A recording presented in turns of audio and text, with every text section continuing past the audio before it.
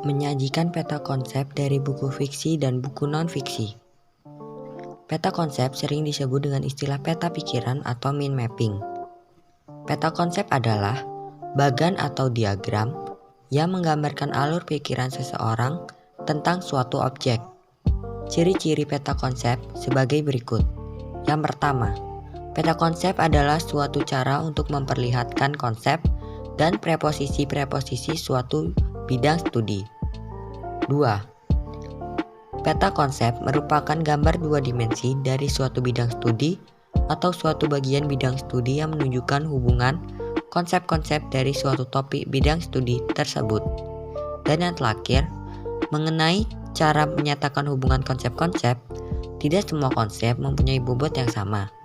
Beberapa konsep lebih inklusif daripada konsep-konsep yang lain. Untuk membuat sebuah peta konsep isi buku, lakukanlah langkah-langkah seperti berikut ini.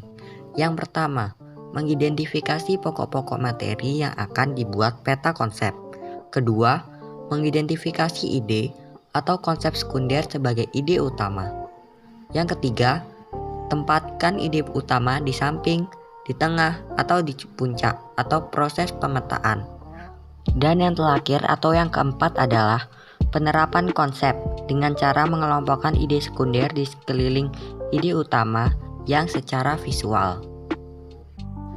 Teknik membaca untuk menemukan isi pokok dari sebuah buku. Pemahaman tentang isi suatu buku secara keseluruhan dapat terus ditingkatkan dengan latihan membaca cepat. Teknik membaca cepat dapat dilakukan dengan gerakan mata yang menyapu halaman demi halaman suatu buku dengan kecepatan tinggi. Membaca cepat dilakukan dengan berbagai teknik. Salah satu di antaranya adalah teknik fiksasi. Berikut ini langkah-langkah membaca dengan teknik fiksasi. 1. Sediakan kertas yang diberi gambar berupa titik-titik. 2. Gerakan tatapan mata dengan mengikuti titik-titik hitam itu secara cepat. 3. Ulangi latihan itu berkali-kali dengan titik-titik hitam yang semakin dijarangkan. Yang keempat atau yang terakhir, terangkan alat input terhadap bahan bacaan yang sesungguhnya. Proses membaca cepat dapat dilakukan dengan berbagai teknik. Pemilihan teknik tergantung dengan jenis bacaannya. Ungkapan sebagai unsur kebahasaan. Kelompok kata yang memiliki kekasan disebut sebagai ungkapan. Ungkapan adalah kata atau kelompok kata yang bersusunan tetap dan mengandung makna kiasan. Beberapa macam ungkapan yang kita kenal antara lain, ungkapan dengan menggunakan nama binatang, ungkapan dengan bagian-bagian tumbuhan, ungkapan yang menggunakan penginderaan, ungkapan dengan memakai kata bilangan, dan ungkapan dengan bagian tubuh. Unsur-unsur menarik dalam buku. Hubungan antara unsur dalam buku fiksi memiliki kaitan yang sangat erat dan tidak dapat dipisahkan. Dalam buku fiksi, unsur alur atau plot, amanat, sudut pandang, latar, dan tokoh harus mengacu pada tema sebagai pokok persoalan. Dari struktur buku fiksi dibangun berdasarkan alur cerita yang mengalir dari pengenalan, permasalahan, konflik, klimaks, anti-klimaks, hingga penyelesaian.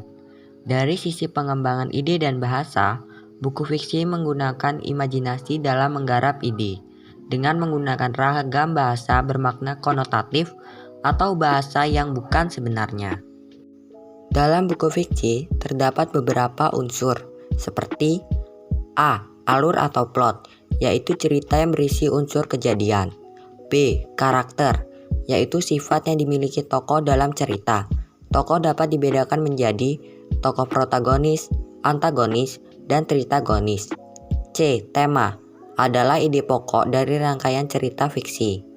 D. Latar, meliputi tempat, waktu, dan lingkungan sosial tempat terjadinya peristiwa-peristiwa yang diceritakan. E. Sudut pandang, yaitu cara pandang pengarang sebagai sarana untuk menjadikan tokoh tindakan latar dan berbagai peristiwa yang membentuk cerita dalam sebuah karya fiksi kepada pembaca. Adapun unsur-unsur buku non-fiksi sebagai berikut. Bagian halaman cover, bagian sistematika, bagian bab dan judul, bagian rincian bab dan isi, bagian penyajian isi, dan bagian bahasa yang digunakan.